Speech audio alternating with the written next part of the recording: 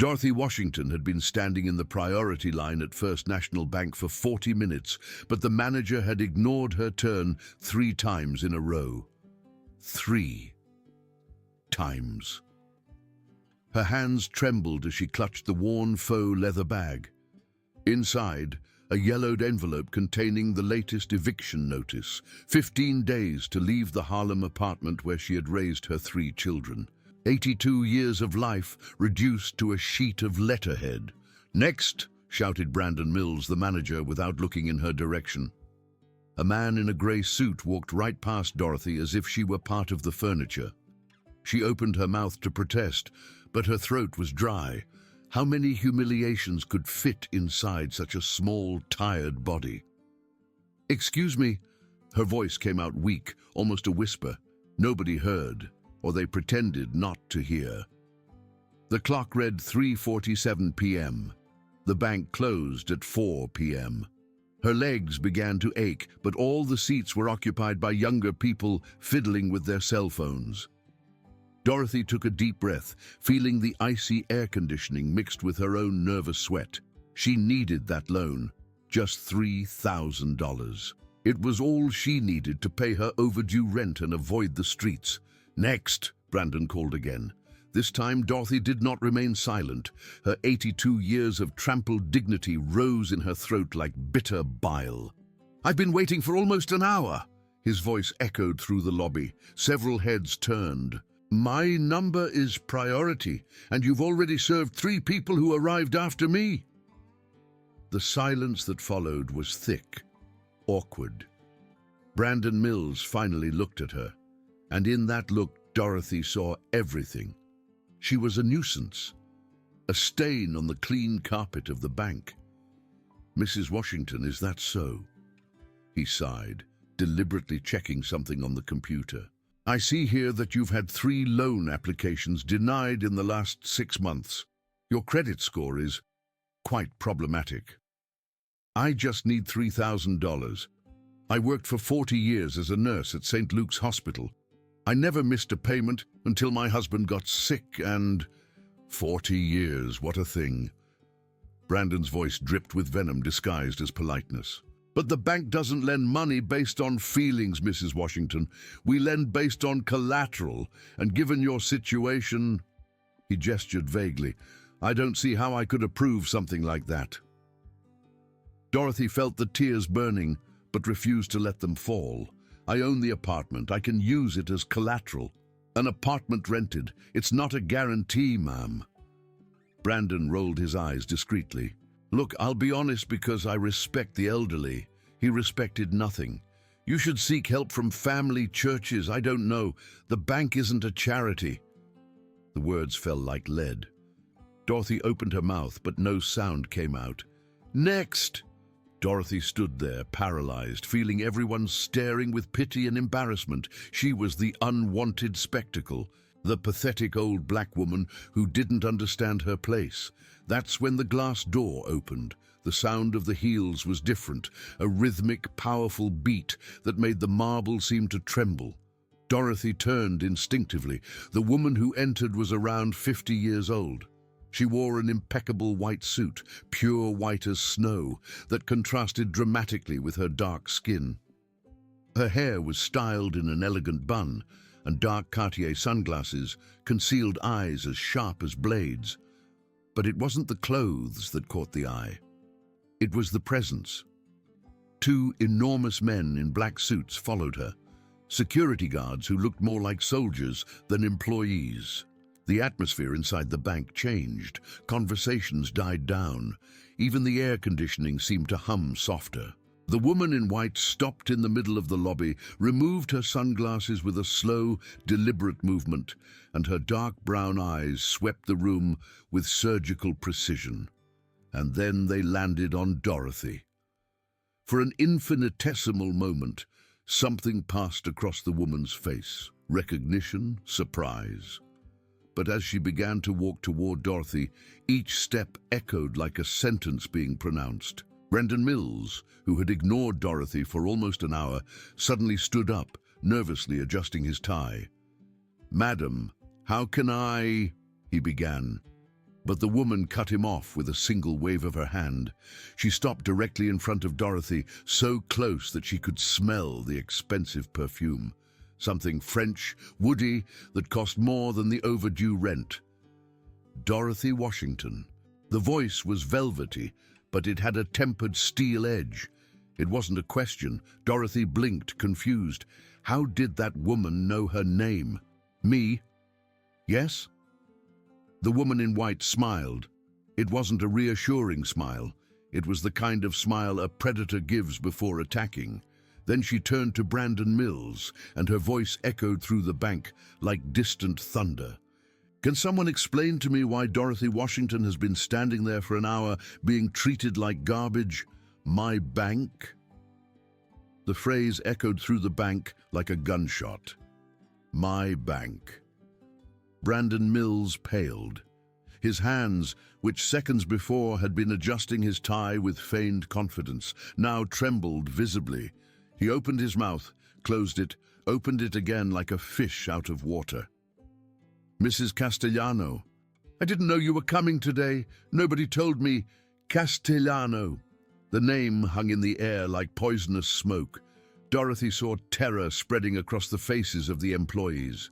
The woman at Register 3 dropped a pen.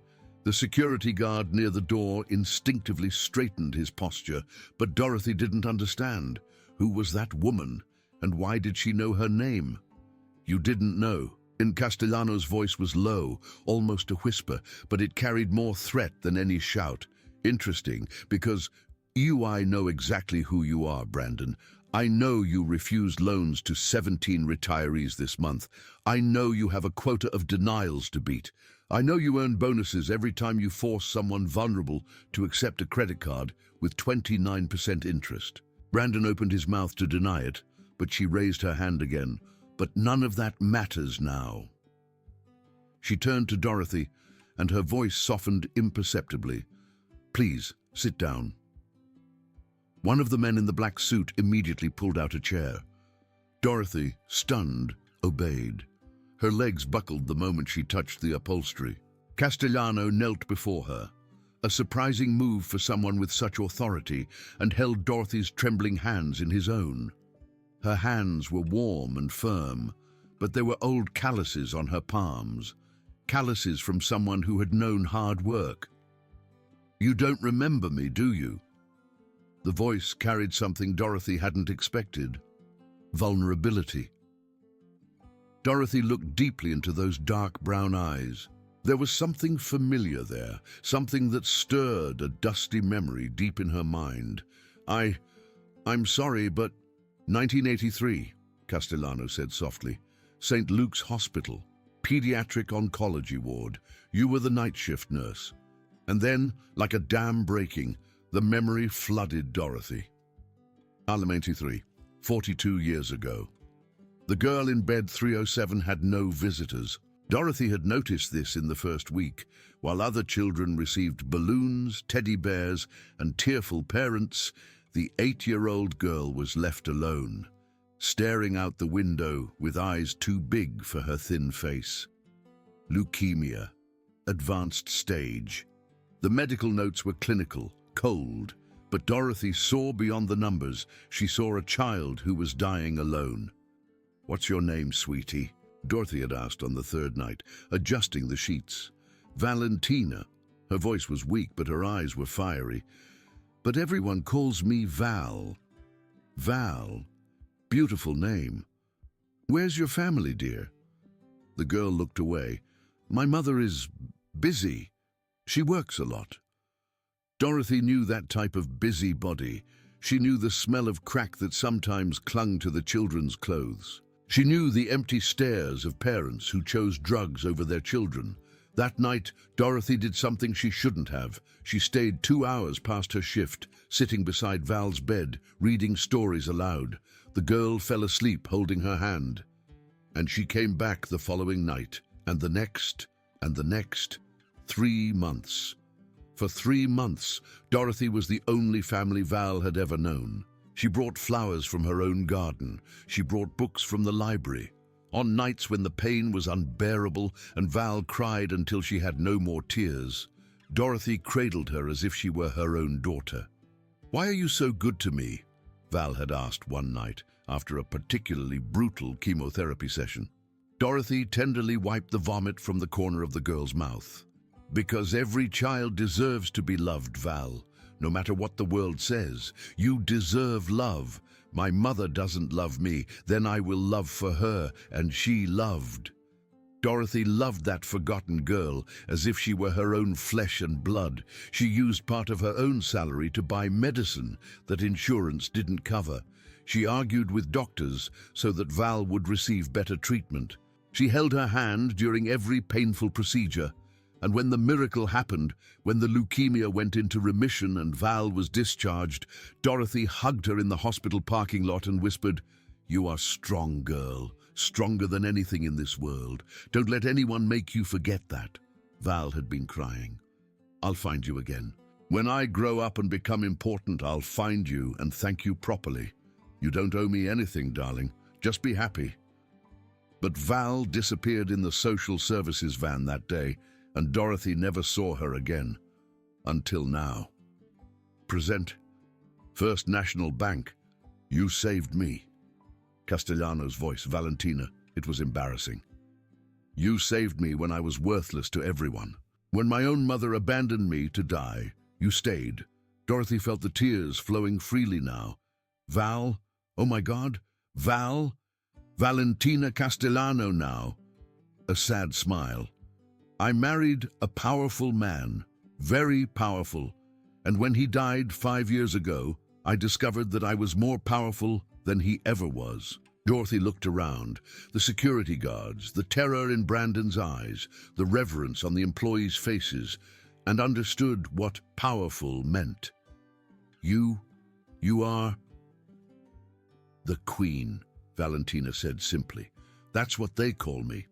I control half the businesses north of 110th Street. Banks, construction, imports. Some things are legal, others not so much.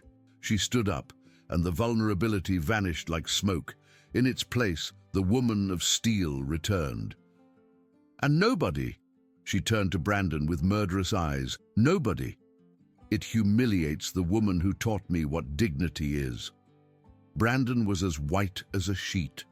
Because he had just made the most expensive mistake of his life. Brandon Mills wasn't stupid.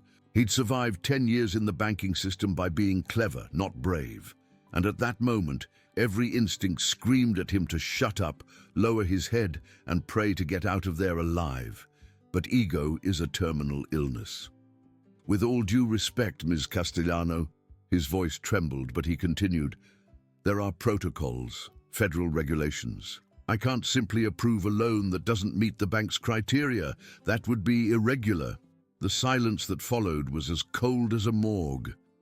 Valentina tilted her head slightly, like a predator studying a particularly stupid prey. Protocols. She repeated the word as if she were tasting poison. How interesting that you mentioned that, Michael. One of the security guards approached, holding a tablet. Valentina slid her finger across the screen with precise movements. Let's talk about protocols then, Brandon. She turned the screen toward him. Do you recognize this document? Brandon looked. His face went from white to gray. It's an internal report. It's a list of clients you forced to accept fraudulent insurance policies over the last 6 months. Valentina's voice was sharp as broken glass. Mostly elderly people, people like Dorothy.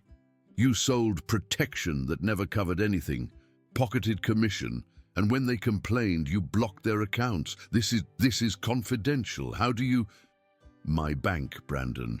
Valentina smiled, but there was no warmth there. Do you think I don't know about every penny that comes in and goes out? Every email? Every recorded call? Dorothy watched the scene as if she were in a nightmare. Part of her wanted to interrupt, to say that she didn't need revenge, only the loan. But another part, the part that had been humiliated, ignored, and treated like trash, wanted to see that man pay. Brandon tried one last card. You can fire me, you can sue me, But you can't change the rules of the system." There was desperation in his voice, but also defiance. "Mrs. Washington's loan remains high risk. The computer will automatically deny it. Not even you can change that." Valentina took 2 steps toward him. When she spoke, her voice was low, intimate, deadly. "You still don't understand, do you?" She leaned in, invading his personal space. On the system, Brandon. This bank, these computers, these rules, everything answers to me." She held out her hand. The security guard placed a phone in her hand. "Hello, David? Yes, it's me. I need you to do something now." Pause. "Access Mrs. Dorothy Washington's account in the First National System, ending in 4892. That's it. Now I want you to approve a personal loan of $50,000. No, that's not a mistake. 50,000. Interest rate 0, payment term, whenever she can and wants to."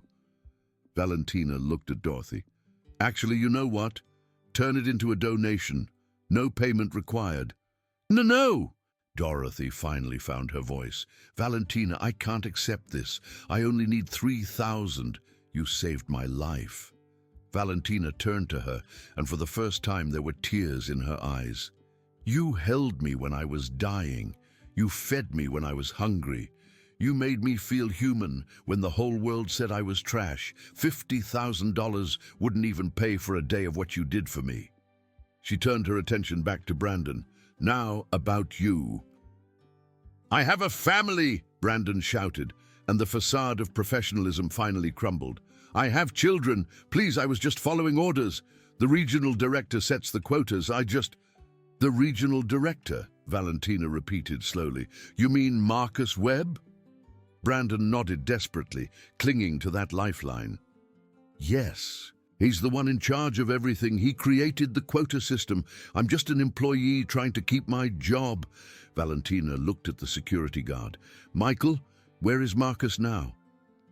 "Meeting room on the 2nd floor, boss. You arrived 20 minutes ago." A slow smile spread across Valentina's face. It was the kind of smile that made grown men pray. "Perfect." She turned to Dorothy. "Would you mind coming up with me? There's someone else who needs to learn a lesson about respect." Dorothy was too stunned to refuse. Valentina offered her arm, and the two walked toward the elevators like queens crossing a battlefield.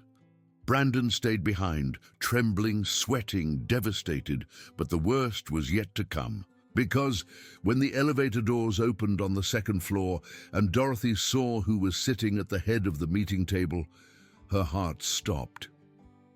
Marcus Webb, the regional director, the man who had created the exploitative system that had nearly thrown Dorothy out onto the street. He looked up from his laptop, saw Valentina, and smiled. "Val, darling, what a wonderful surprise. I was just reviewing the quarterly figures and..." He stopped because he saw Dorothy, and his face turned pale. "No," he whispered. "It can't be." Dorothy looked at him, really looked, and then the memory, terrible and devastating, struck like a lightning bolt. That face, older, fatter, hidden behind expensive glasses and a designer suit. But she recognized that face. "Tommy?" His voice was just a strangled whisper. "Tommy Webb." The son she had put up for adoption 40 years ago. The son she had never seen again. The son who had now created the system that had almost destroyed her. And judging by the growing horror on Valentina's face, she had just understood as well. The woman who had saved his life, and the man who had almost killed that same woman. They were mother and son. The silence in the meeting room was stifling. Marcus Webb, Tommy Webb, stood, his hands flat on the mahogany table, as if he needed support to keep from collapsing. 43 years old. He was 43 now. Dorothy did the math automatically. She was 19 when she gave him up for adoption. Too young, too poor, too alone. "Mum."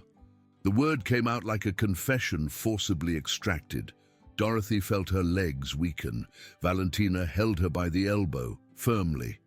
"Sit down." It wasn't a request. Valentina pulled out a chair, and Dorothy obeyed mechanically. Her 82 years had never weighed so heavily on her. Marcus ran a hand over his face, his breathing uneven.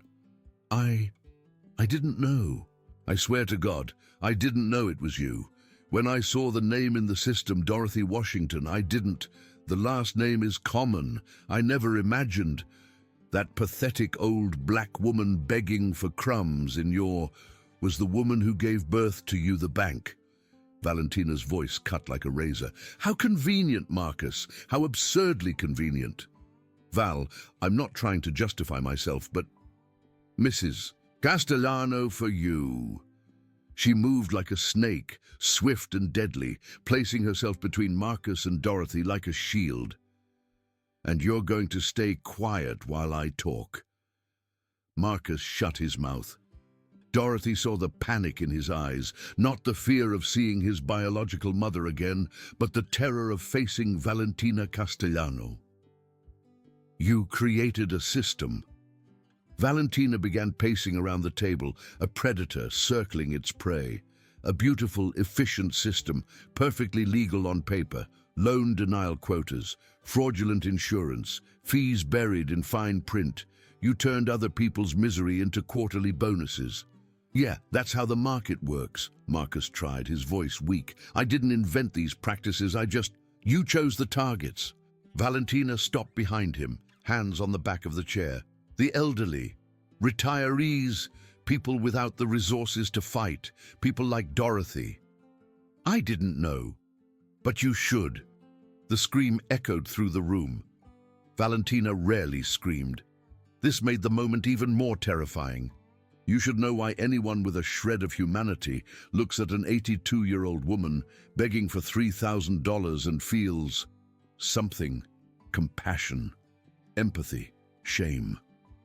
She leaned in, whispering venom in his ear.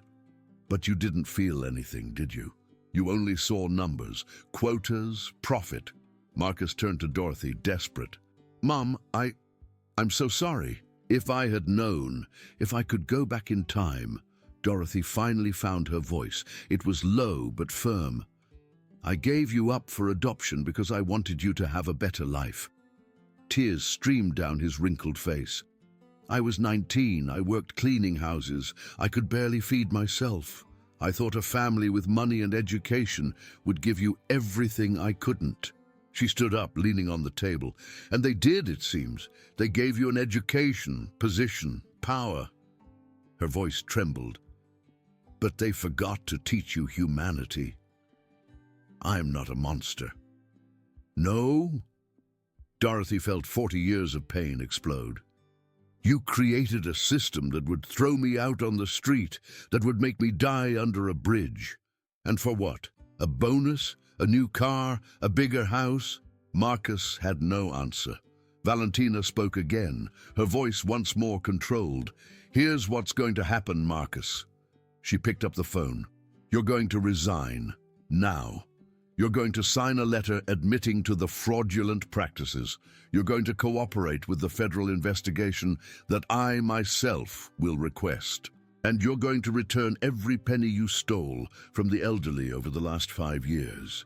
This will ruin me. I'll lose everything. Good. Valentina smiled humorlessly. Now you'll know what it's like. What it's like to lose everything. What it's like to be invisible.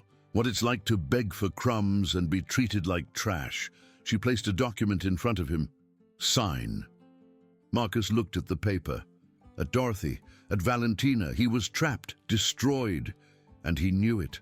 What if I refuse? So I leaked to the press that the regional director of First National created a scheme to exploit the elderly. Valentina leaned forward. And I also leaked to my associates that you tried to rob the woman who saved me. Do you know my associates, Marcus? Men who don't solve problems in boardrooms. It wasn't an empty threat. They both knew it.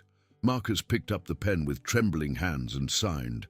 Dorothy watched the son she never knew destroy himself with 3 words.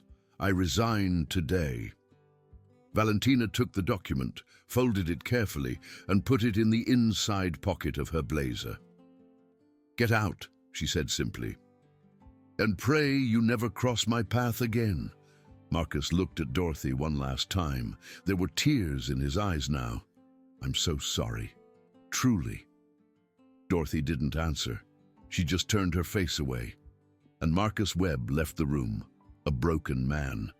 Valentina waited for the door to close, then knelt in front of Dorothy again. "Are you well?" Dorothy looked at the woman who had once been a dying girl in a hospital bed, the girl she had saved, the girl who was now saving her in return. "I don't know," she whispered honestly. "He's my son, and I don't even know him." "You haven't lost anything," Valentina said, holding her hands, "because the man who left here didn't deserve you as a mother." Dorothy nodded, silent tears streaming down her face, and for the first time in months, she felt she could breathe. 2 months later, Harlem, December. The snow fell gently on 125th Street, turning Harlem into a postcard. Dorothy Washington was on the balcony of her apartment. "No, you're home now," because Valentina had bought the entire building and transferred the title to her, watching the children play in the snow. The yellowed eviction envelope was framed on the living room wall, a reminder, not of humiliation, but of survival. The doorbell rang. Dorothy opened the door and smiled. Valentina was there, wearing a grey wool coat and holding a box wrapped in gold paper. "I thought you were going to spend Christmas in Aspen with those important business people," Dorothy joked, gesturing for her to come inside. "Important businessmen are boring," Valentina said, handing over the box. "I prefer spending time with people who really matter." Dorothy opened the gift carefully, as she always did, savoring every second. Inside was a leather photo album. On the first page, a picture of herself as a young woman wearing her St. Luke's nurse's uniform in 1983. "Like you." Hospital files. Valentina sat down next to her on the sofa. "I thought you should have these. Who you were, who you always were." Dorothy turned the pages. Photos of her with patients, certificates of recognition she didn't even remember receiving, thank you letters from families, a lifetime of kindness documented. And on the last page, a recent photo, Dorothy and Valentina on the bench on the day of their reunion. Someone had captured the exact moment they embraced, 42 years of separation, dissolving. "You saved my life," Dorothy whispered. "You saved mine first." They stood silent for a moment, watching the snow through the window. "I heard that Marcus is working at a homeless shelter," Dorothy said, her voice neutral. Valentina nodded. "Mandatory community service. Part of the agreement with the public prosecutor's office." Pause. "But from what my contacts say, he's taking it seriously. He arrives early. He stays late. He talks to people as if they were people.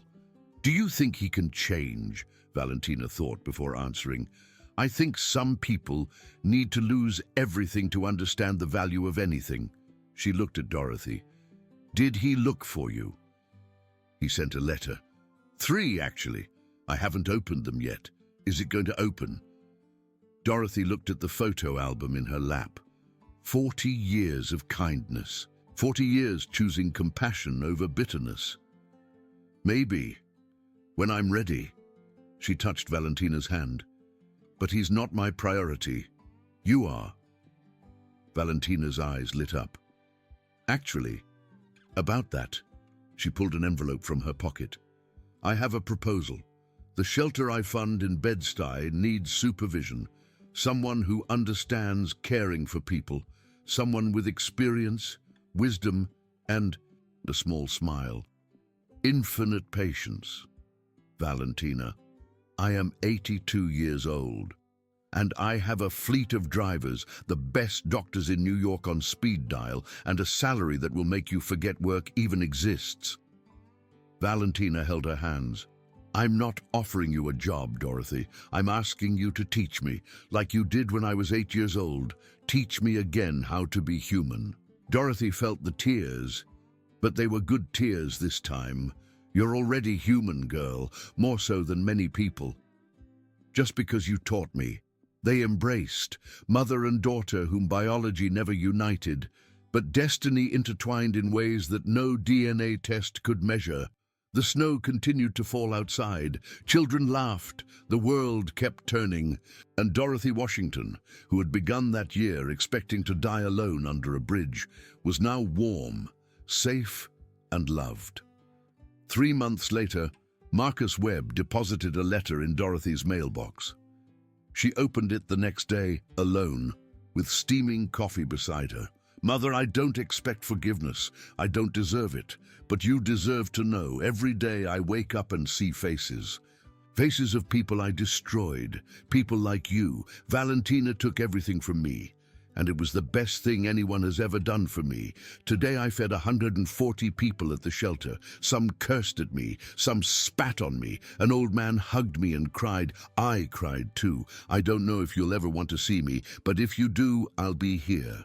Learning to be the man you tried to give me a chance to be 40 years ago. Your son, who is still learning to be human, Tommy. Dorothy folded the letter slowly and looked out the window. Valentina was coming to pick her up. They were going to visit the shelter together. She kept the letter in the drawer. She didn't throw it away, because Dorothy Washington had learned in her 82 years of life that some people deserve second chances, but only after they lose everything in the first one. And that true love, the kind that saves lives, doesn't come from blood. It comes from the choice to stay when everyone else leaves.